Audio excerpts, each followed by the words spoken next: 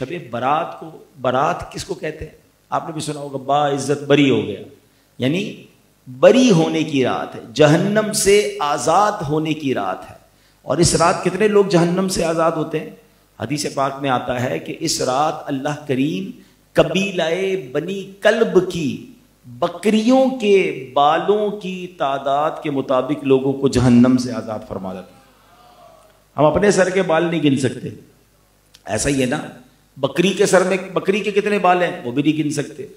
قبیلہ بنی کلب یہ وہ قبیلہ تھا کہ جس کے اندر سب سے زیادہ وہ قبیلہ بکریاں پالا کرتا تھا۔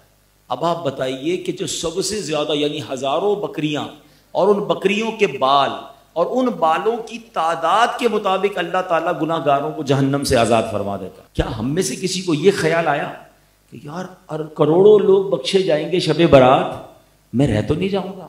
جو چند بد نصیب ہیں جو اس رات یعنی شب برات بھی نہیں بخشے جائیں گے، آقا علیہ الصلوۃ والسلام نے فرمایا نمبر 1 شراب کا عادی، شراب پینے والا وہ شب براءت بھی نہیں بخشا جائے گا۔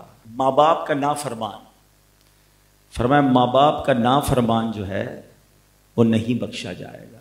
آقا فرماتے ہیں زنا کا عادی، معاذ اللہ، بدکاری کرنے والا، اس کی عادت اپنانے والا شب برات نہیں بخشا جائے گا۔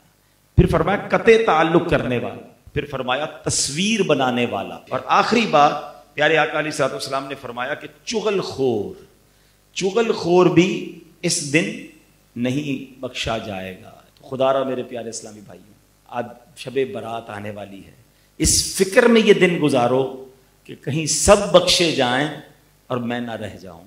دعاؤں میں، التجاؤں میں، ہو سکے تو روزوں میں، تلاوت میں، درود میں۔ اب تھوڑے دن تو رہ گئے نا، چند دن رہ گئے، تو انشاءاللہ پھر شب برات خوب عبادت کرنی ہے۔